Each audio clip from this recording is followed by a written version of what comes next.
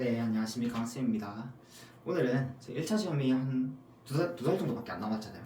그래서 24년도 61기 세무사 1차 시험의 최종 정리는 어떻게 해야 되는지 한번 설명을 드릴게요. 그 부분은 1편과 2편으로 나눠서 설명을 드릴 거예요. 1편 같은 경우에는 제가 제시해 드릴 게 4488에 대한 전략이에요.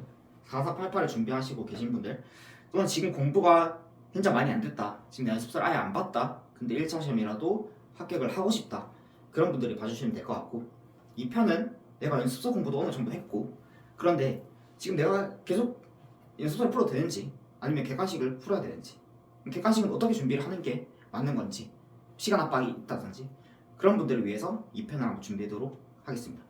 1편 먼저 얘기를 해드릴게요. 1편은 4488이에요. 말 그대로 나는 1차만 붙는다, 2차는 상관없다, 2차 떨어져도 상관없고 1차 일단 붙고 나서 그 다음 생각하겠다, 이런 분들을 위해서 한번 말씀을 드릴게요.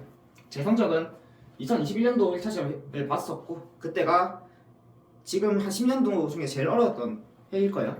작년도 제외하고 나서는 작년도랑 비슷하거나 좀 더 어렵거나 그렇게 시험이 나왔었는데, 회계학은 85점 맞았고 세법은 75점, 재정학은 85점, 행소법이 제일 낮았어요. 행소법 좀 어렸어요. 행소법이 72.5점, 이렇게 해서 잘 합격했고, 제가 4488을 공부를 준비한 게 아니라 연습서 위주로 공부해서 준비를 했기 때문에 사실 4488을 제가 말씀드리는 게 맞나 싶긴 하겠지만은, 저는 그래서 이렇게 점수 받았기 때문에 4488 알면 어디 부분을 위주로 공부를 해야 되는지 조금 더 설명을 드릴 수 있을 것 같아서 준비를 한번 해봤습니다.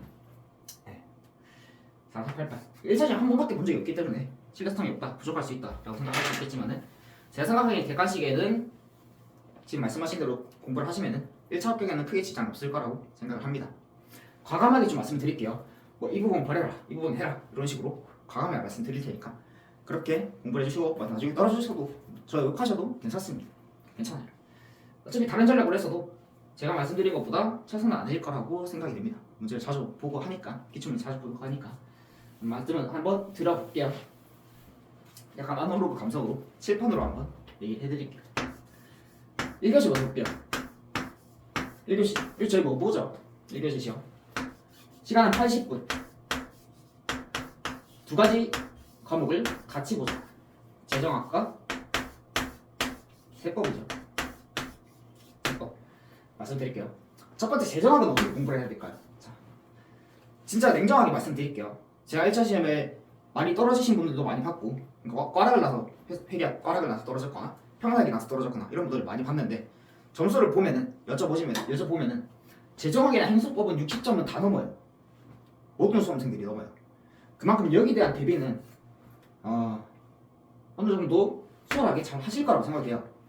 내가 재정학 행소법이 너무 어려가지고 60점을 못 넘기겠다라고 하면은 사실 세무사 시험 자체를 고민해봐야 되는 거예요. 자체를. 근데 재정학은 조금 까다로울 수 있죠. 일단 경제학, 수학적 개념이 조금 들어가기 때문에 재정학은 좀 까다로울 수 있어요. 그럼 실전에서 어떻게 공부를 해야 돼요? 볼게요. 일단은 그렇게 공부하시는 게 좋은 것 같아요. 자, 기출문제 위주로 봐요. 기출문제를 한 10개는치를 다 뽑아놔요. 관련된 모아준 책도 있을 거예요. 그걸 사가지고 기출문제 위주로 쭉 보다가 약간 이게 자주 나오는 것 같은데 애매하다, 그럼 기본서 돌아가서 그 문단 좀 봐주시면 돼요.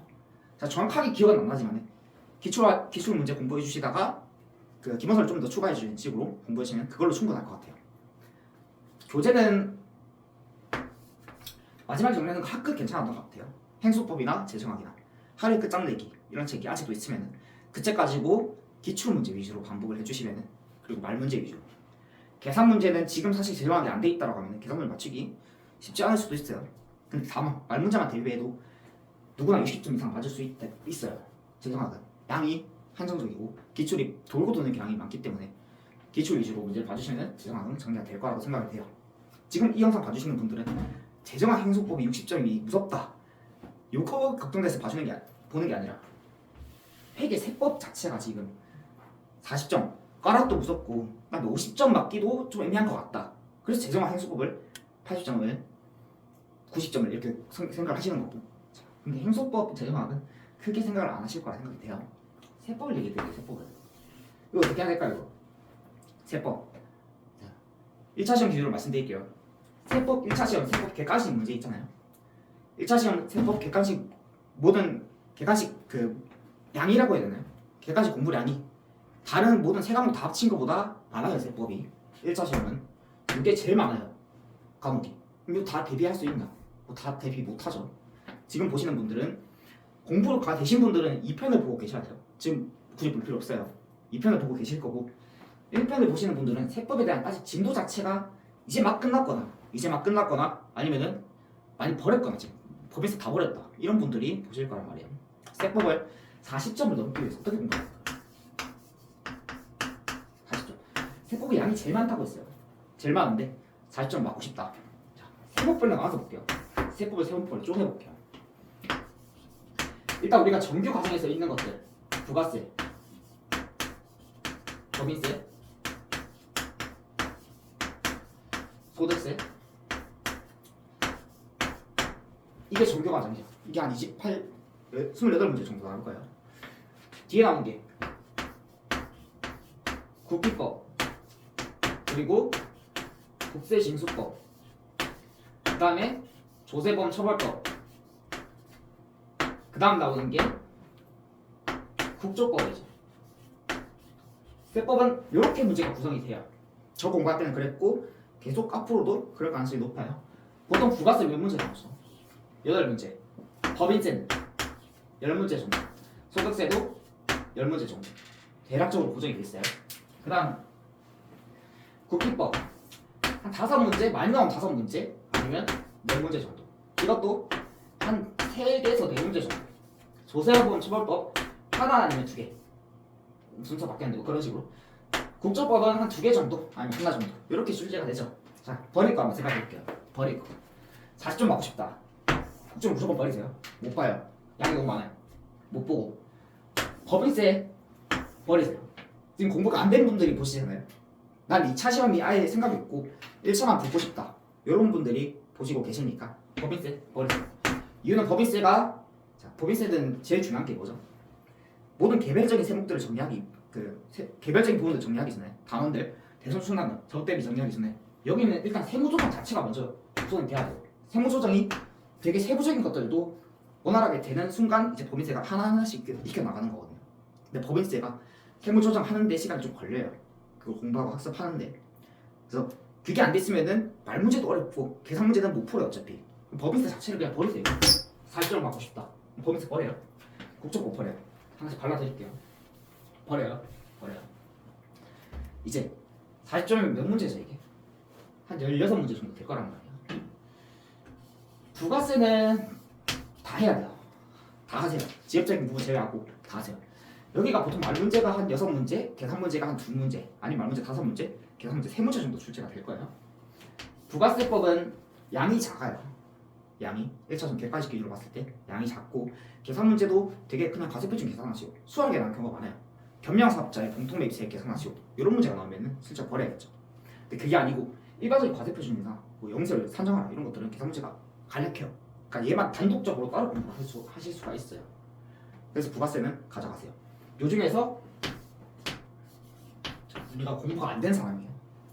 5문제 정도 가져간다라고 볼게요. 공부가 된 사람이면 부가세는 7문제 정도 가져가셔야 돼요. 소득세는 어떻게 할까요? 소득세는 가져갈 만해요. 여기는 소득세는 버리면 안 돼요. 다 버리면 16개를 못 맞잖아요. 소득세는 가져갈 건데 어떻게 가져가십니까?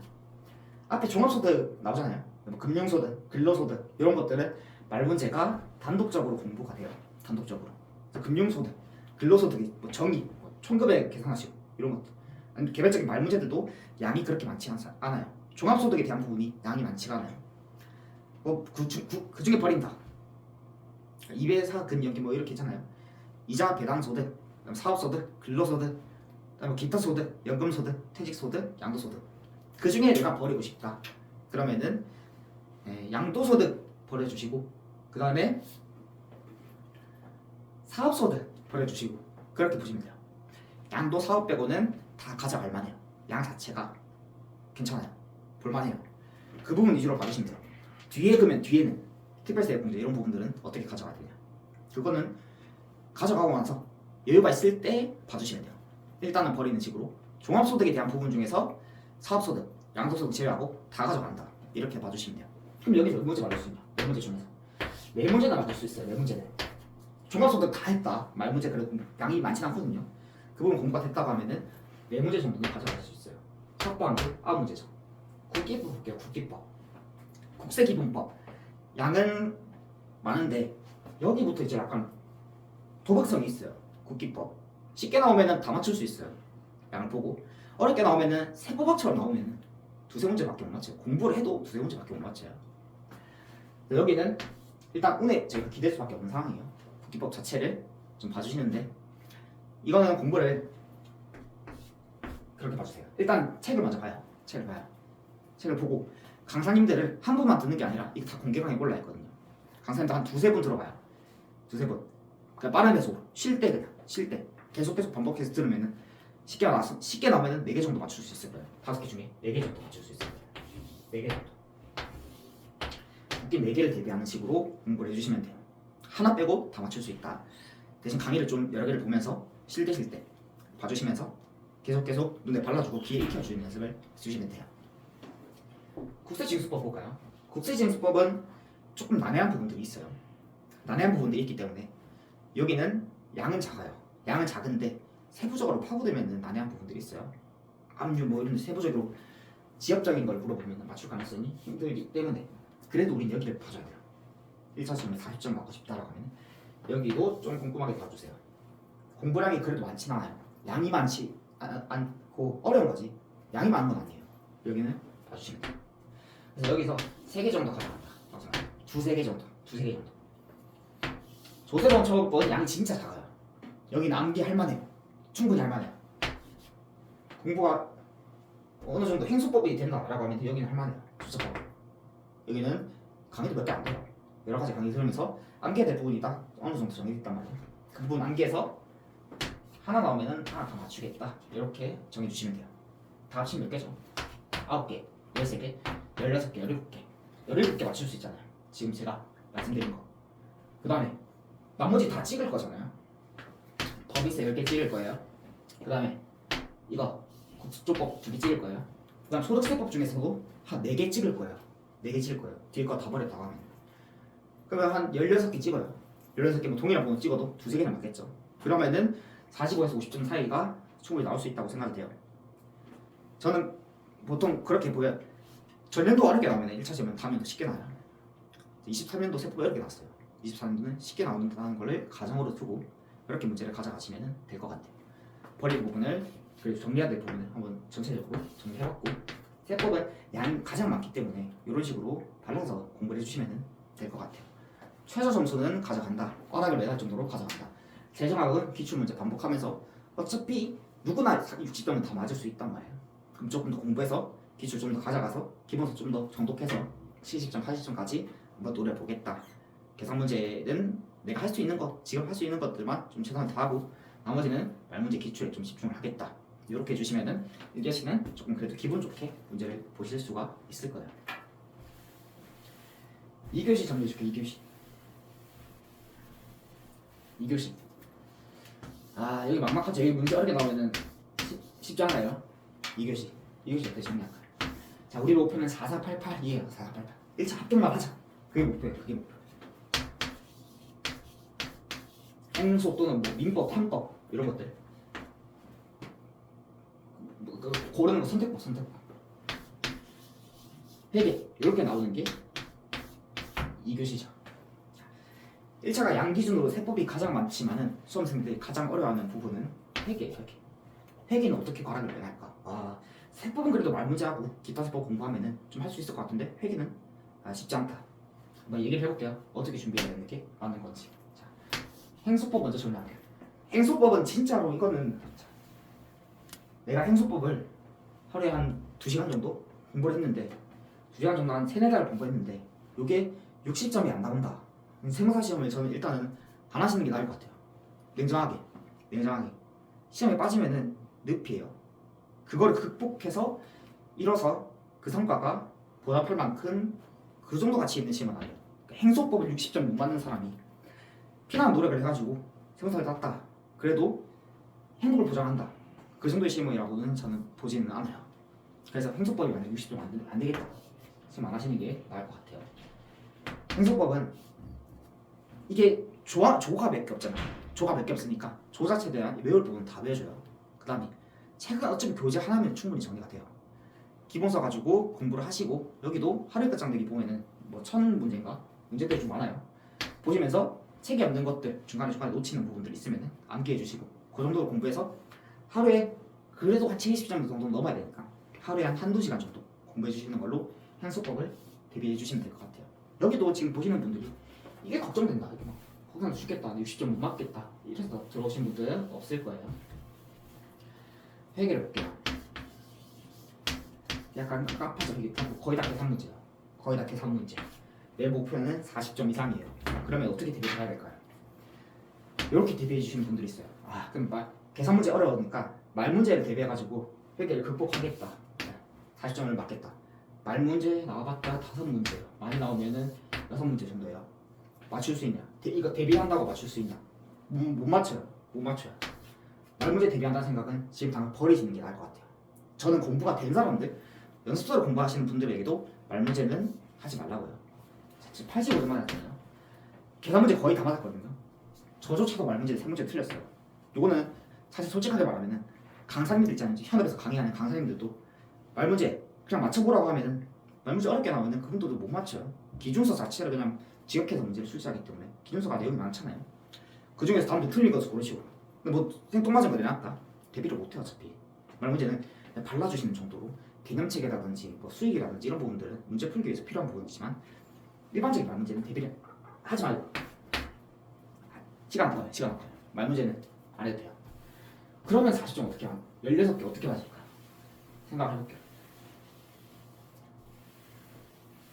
가져가야 되는 단원 그리고 버려야 되는 단원들을 각각 정리해 줄게요.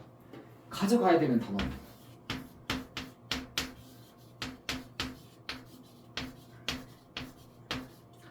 필수적으로 가져가야 되는 단원들을 정리해 볼게요.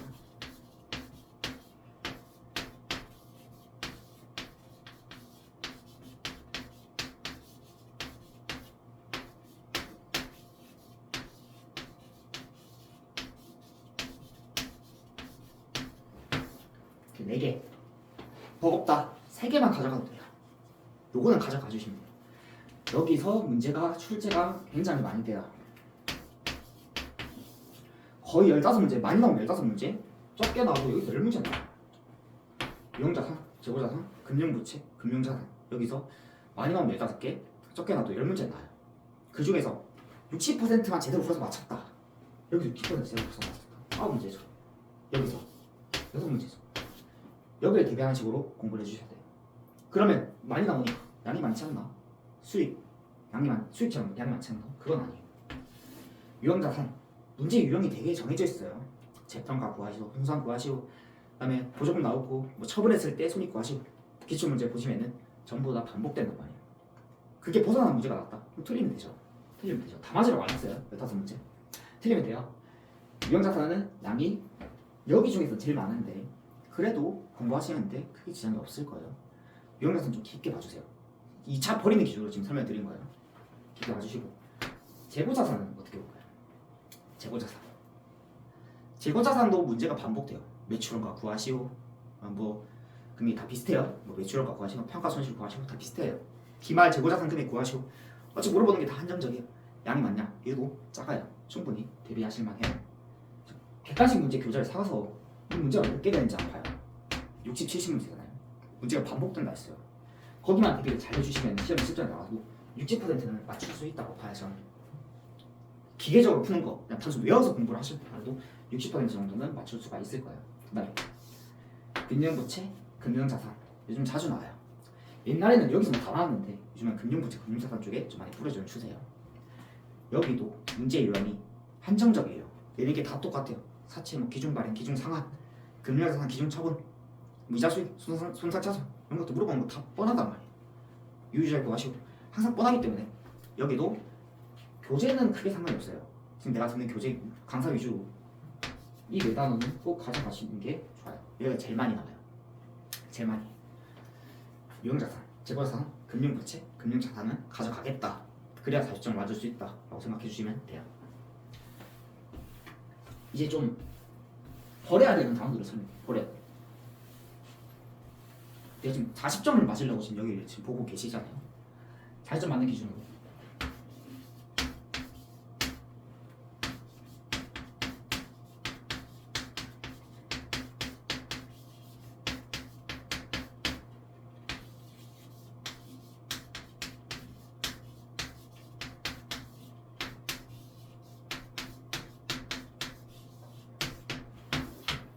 이 4개는 무조건 버리세요. 무조건 버리세요. 1차 시험 1차 시험만 합격하고 싶다.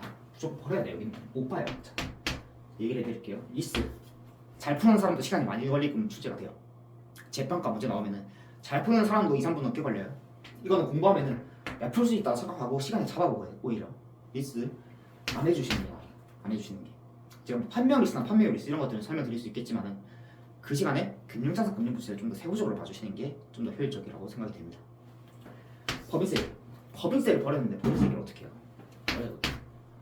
왁구로 푼다. 법인세 세무조정을 모르는데 법인세를 왁구로 푼다. 안 돼요. 나봤자 한 문제야.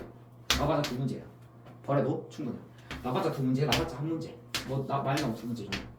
충분히 버려주셔도 합격하는데 크게 지장이 없어요. 오르시죠. 자, 원래 회계 처리 자체를 지금 회계 처리 붕괴 자체를 지금 안 하고 계시는데 오르시죠. 본래 회계 처리, 옳은 회계 처리 모르는데 이걸 어떻게 해요? 버려요. 얘는 우리가 완성시킬 때 공부하는 상황이에요. 오르션 표로 풀 수 있는 거 기계적으로 익혀서 풀어도 되겠지만은 실제 출제되는 게 표로 풀 수 있는 게 한 문제지 뭐 나봐 두세 문제가 오르션 표로 풀 수 있는 문제가 출제가 되진 않아요. 한 문제 대비 오르션 버려주십니다. 현금 흐름표 버려. 붕괴 안 되면 현금 흐름표 왁구로 뭐 영창산 뭐 투로 다 필요 없어요. 현금 흐름표는 대비할 수 없어요. 이 4개는 무조건 버려주신다고 생각합니다. 40점 목표로 했을 때 이 4개 다 들어가고 있으면 그 시간에 유형자 사는 문제를 두세 문제 더 풀어주시는 게 훨씬 더 효율적이라고 생각이 됩니다. 그 다음에 나머지는 선택적으로 가져가 주시면 돼요. 이게 재무회계에 대한 대비예요. 자, 유형 재고, 금융자산, 금융부채에서 출제 나오는 것에 따라서 요만큼 맞을 수 있다. 60% 전담률이다.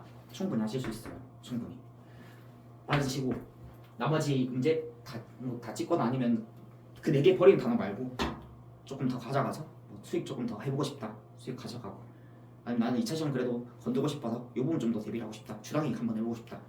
그 부분 대비해서 몇 문제 더 맞았다고 쳐요.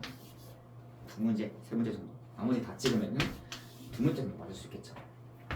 재무회계 수학과 함께 6개만 맞췄다 쳐도 10개잖아요. 나머지 5개를 이제 원가에서 끌어와 주시면 돼요. 원가는 간략하게 말씀드릴게요. 원가 크게 2가지로 보면 되죠. 원가 회계는 관리회계, 여기가 종합원가, 개별원가 이런 것들 나오는 단어, 여기가 CBP 분석, 관련원가, 현실원가 나오는 단어. 1차 시험 대비다. 여기 위주로 공부를 해주시면 돼요. 원가 문제 거의 절반 정도 나와요. 15개, 16개 중에서 7개, 8개. 근데 여기는 문제 풀이가 해석 자체가 크게 필요 없어요. 종합원가 넣어지는 대로 기형품이죠. 다 그냥 꺼주시면 정답이 나올 거고 반복적으로 기계적으로 문제풀이 맞고 틀에 문제를 넣는 거기 때문에 원가는 그렇게 대비를 해주시면은 원가를 위주로 대비해 주시면은 4개 정도, 5개 정도는 충분히 맞을 수가 있어요. 관리에게는 해석이 필요한 부분들이에요. 해석이. 그래서 공부 시간 투입량이 조금 들어가야 되기 때문에 원가 위주로 공부해 주시면 충분히 4개, 5개 정도는 맞을 수 있다라고 생각이 됩니다. 4개, 5개, 지물계 13개, 17개. 그럼 여기도 4, 50점 정도는 나오죠. 회계학 4, 50점, 세법 4, 50점. 2개 다 50점을 목표로 하시고 나머지는 행수법 재정학은 70점 위주로 공부를 하시면 1차 시험은 그래도 합격할 수 있다고 생각이 드립니다. 네, 여기까지 1편이고 1편은 진짜 공부가 지금 이제 기본강이 막 끝났거나 아니면은 공부한 지 얼마 안 돼서 또는 어떤 사정 때문에 1차 시험만 합격하고 싶다. 2차 시험은 나중에 하고 나서 위에 때 열심히 공부해서 붙겠다라는 분들 위해서 공부 방법 한번 제시를 해드렸습니다. 이제 2탄은 공부를 기존에 열심히 하셨던 분들에 대해서 어떻게 최종적으로 대비하는 게 가장 나은 방법인지 한번 설명을 드리도록 하겠습니다. 네, 감사합니다.